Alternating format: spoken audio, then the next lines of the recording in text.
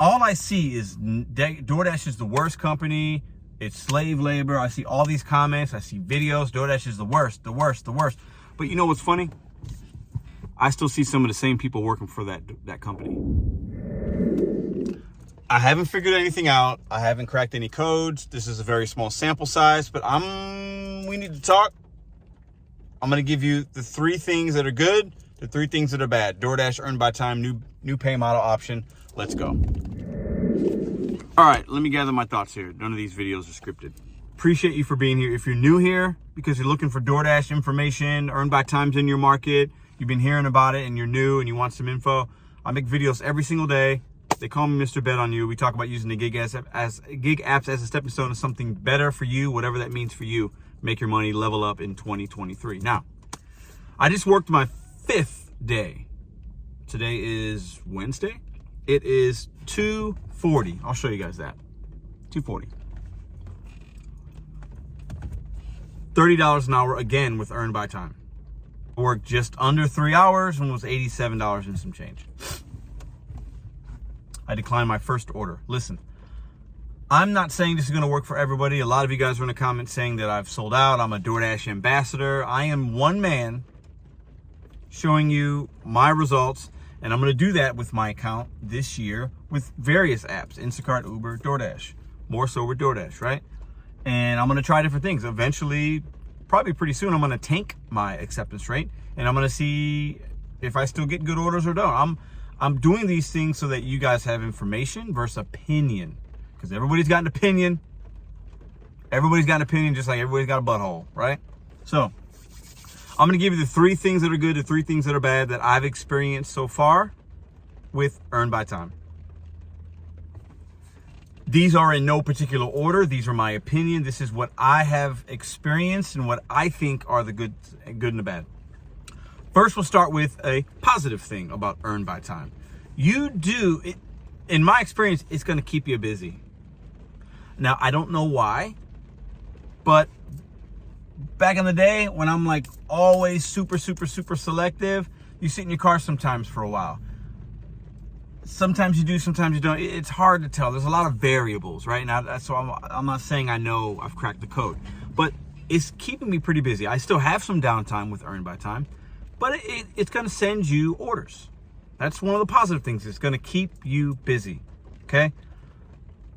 Now let's go to another positive. In my experience, my miles are low. The most mileage I've seen on an offer was 5 miles, and I took it yesterday. And I also did another one that was like 4, a couple 3s and some change, and a lot of offers with 1 mile, between 1 and 2 miles. That's low mileage. Super low mileage. Now, that will be dependent on your market if you're more in a rural area. I'm St. Louis, densely populated. I've worked in the downtown area, so a lot of short runs. You got to work with what you have in your area. So that might not be your experience. My experience in a medium to bigger city, the mileage is lower. It seems to me, working 5 days, it keeps you in your zone. It keeps you in that area. It just does. That's what I've seen so far. When and if it changes, you'll be the first to know. Mileage is low though. Profits are up when your mileage is low. That cannot be denied. If you're average, for me, using my average, I get low ones, but it could be 3 miles. Right now, I'm more like 2. So I'm cutting off a mile off every trip. If I do 10 runs a day, it's 10 miles, right? For me, that's money. More profits over the course of a week, over the course of a month, over the course of a year. The less you drive your automobile, the more money you should be making. The third pro, the positive that I've seen so far, right? It's seen every hour that I've had this thing on, every time that I've worked for 5 days now, I'm making $29 to $35 in that range per time that I'm active, and it keeps me active. So my active time and my dash time is very close. Very close. And I don't mind that, because when I'm out, I want to maximize my time. At this point in my life, don't want to be in my car forever, 8, 9, 10, 12 hours a day. Some of you might be. That's not where I'm at. So if I give myself 3 hours like I gave myself for lunch today, and I'm like, hey, I want to make 90 to 100 bucks, pretty much hit that today, 87. So I'll take that. I'll take that. I'll take that. I'll take that. It seems with the earn by time, one of the pros is it's going to feed you some orders, and whatever your earn per order, earn per hour guarantee is, a lot of you guys saying, well, mine's 8 or mine's 10. That's low. So you're obviously going to make less than somebody like me, probably, with this program, but that's your market, right? That's your demographic. I can't do anything about that. And there's some that might be 14, 15 bucks an hour. You're probably going to make a little bit more, right? So those are some of the pros. Now, let me get to a few more. Let me get to 3 cons, and then we're going to talk about a few other things that I've seen so far. Now, the cons with it, and the cons are red flags for a lot of you guys. Were more so red flags, like dark red flags, like basically as dark as this bag, okay? Before I started, I didn't know what to expect. You don't know what you're getting paid. Huge red flag, huge con.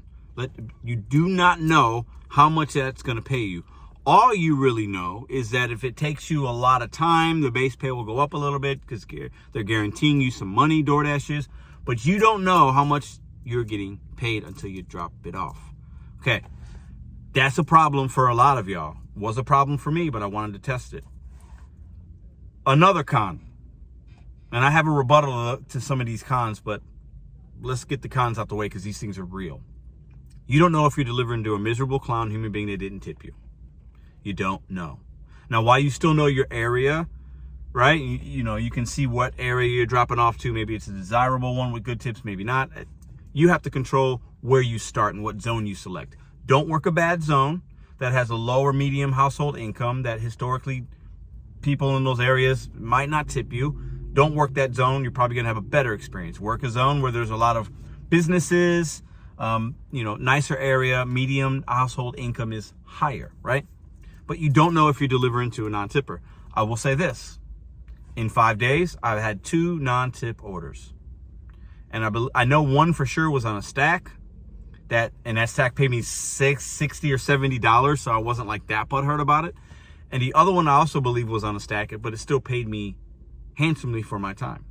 It just did. So that's a con, though. We on this channel do not like delivering to people that don't appreciate us. I thought, if anything, I'd be delivering. DoorDash would send me trash. That has not been the case. 2 consumers have not tipped me.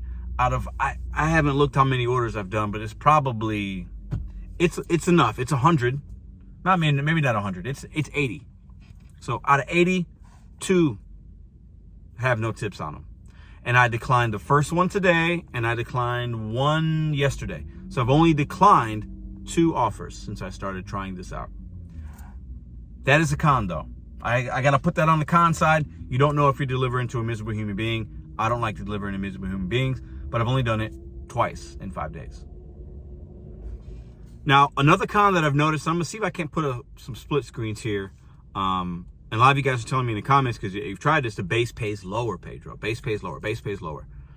So if you, especially on the stacks, right? So I did one today. I think the base pay was like $1 something on a stack. But if you added both the base pays on both, it was $4, which is what you get anyway. So I'm kind of okay with that. So when I see one that says like $3.11 and one that says 90 something cents and they equal $4, yeah, it sucks. You see 94 cents or whatever it is on a base pay line, but that customer tipped me like $8, so it is what it is. I made good money on that offer, right? But the base pay on some of these will be lower. Now that's a con, especially on the stacks, because they're gonna kind of balance it out, right? They're gonna balance it for your time, right? So you'll spend the same amount of time on a stack, right? But like one's base pay is gonna be higher than the other, so it'll look funky. A lot of you guys are gonna say that's a con. Listen, it's all good for me. Also, your base pay, if you take an order and it's 10 minutes, your base pay might only be like $2, right? Versus $2.25 or $2.50. But if there's a good tip on there, which is part of the con, because we don't know, we are gambling. What's it matter? You want to get to that next offer as soon as possible. You want to complete these orders quickly. And also another pro, I guess, pro 3.1 is that these runs are, I'm getting them done quick. So that's good. Anyways, that could be a con though. The base pay will be lower. But the flip side of that con is I've also noticed on many orders the base pays more than $225.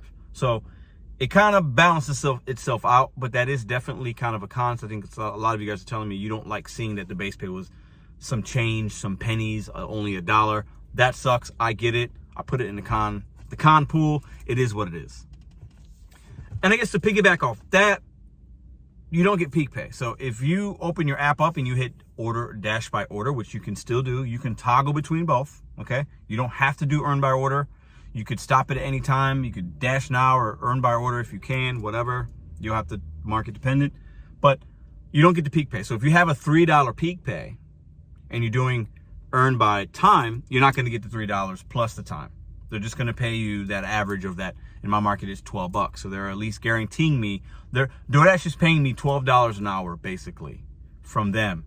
And then I'm getting the tips. And for me, it's worked out because the orders that I've had, 78 out of 80 have had tips, and some of them have been very, very good tips. So it's worked out for me. Those are some of my pros. Those are some of my cons. You don't get the peak pay. You're gambling. You don't know. You're taking a risk with your earnings. Those are cons. I'm not sugarcoating anything for you guys, okay? But numbers don't lie, and I've showed you guys now, 5th day. I didn't record anything today.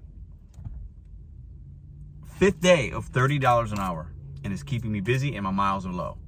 So that means my profits are up and I'm still hitting my wage of where I like to be in my market. Your market, it could be 20, maybe it's 15, maybe it's 35, maybe it's 40. You set your price. You set your price. And your market kind of dictates that and what people are going to be willing to tip you. I get it. Now, let me give you guys a few other little nuggets of things that I've noticed.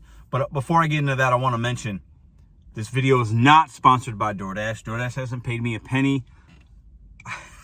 Not that I have to explain myself, because I'm seeing positive results and a fellow driver should be happy with that. And I've only delivered to 2 miserable clowns.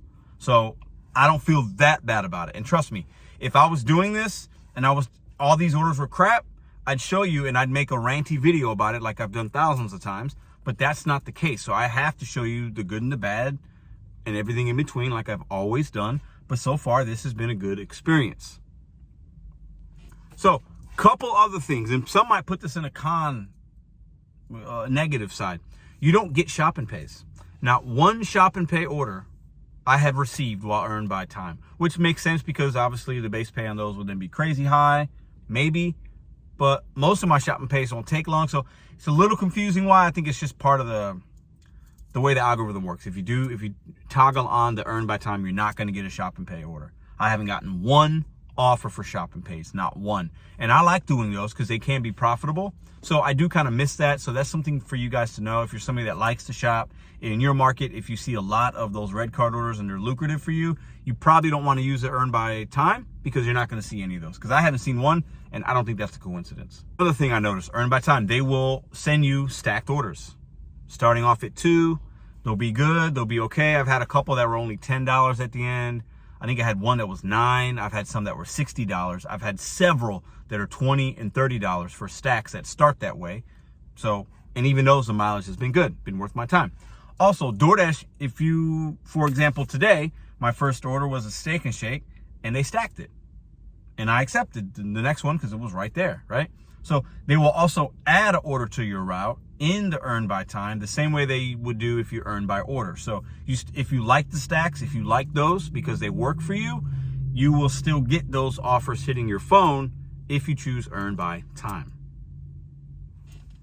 Another little thing, and I mentioned this before in some videos, you get like 1 decline basically before they'll kick you off earn by time, and then you can go into earn by order. They give you that option. But if you do that, I guess this is another con possibly, or a negative to the program, is you might not be able to get on the earn by order based on how many drivers are out there and how many orders. So that is also a little bit of a gamble. And I don't condone gambling with your money and just, we should just see, and Pedro says he's had a good experience, so that means I'm going to have one too. No, that's not what I'm saying. I am just simply sharing my day with you guys. And maybe a couple of you guys might benefit from this. Maybe some of you try it and you don't. My whole thing is, all I see is DoorDash is the worst company. It's slave labor. I see all these comments. I see videos. DoorDash is the worst, the worst, the worst. But you know what's funny? I still see some of the same people working for that company. So DoorDash sucks, right? It's the worst. But you still working, you still turning the app on. The irony in that is a little odd. I told y'all, 2023, I'm leveling up. I'm being positive when I can. I'm not going to have an opinion on things I don't actually try myself. I've done all that. Everybody else does that for the most part. Not everybody, a lot. I'm not going to continue to make these videos that are DoorDash is the worst. You gotta do this, you gotta do that. They do crappy things, man. They do crappy things. I have more videos than anybody bashing DoorDash because of the experiences that I've had and that you guys have had. But if you are sitting in 2023, January, whatever it is, 18, 19, and if you don't realize DoorDash has changed, whether it's what they offer, how they offer, if you don't see the writing on the wall, I can't help you. Maybe you can come just to laugh at me and you can get entertainment. But if you don't see that things are changing and times are changing, I can't help you. I can't. And for everybody that's DoorDash is the worst company, you're still cashing their checks. Stop making it about DoorDash and start making it about you. Start making it about how you can control what you make. And if the app ain't hitting for you, try another app. Try another app. Unless you're going to run for some kind of political office, change the world, try to unseat Tony, try to make your own delivery app, I don't want to hear it. I just don't. That mindset, those low vibrations are in 2021, 2022. We need to get out of this negative space that some of us are in. I'm pulling and did pull myself out of that. And I'm seeing good results. I feel good. I feel motivated. I feel inspired to continue to do things. I have big dreams and big aspirations and are working on a lot of different things. I can't be successful in those things if I'm worried about everything DoorDash is doing that's negative. I can't. So those are some pros. Those are some cons. Sorry for the rambling. If this channel isn't for you anymore, I get it. If you came for me bashing DoorDash and blah, blah, blah, blah, blah, you might still get that sometimes because I'm going to report on things that happen to me and happen to you, and but it's not going to be every single video because that's just not where my mind is. And I'm taking personal responsibility for how I move and groove and what I make. And I ain't worried about what Tony's doing. I'm not. And if you're too focused on that, you're not focused on yourself. I'll see you tomorrow.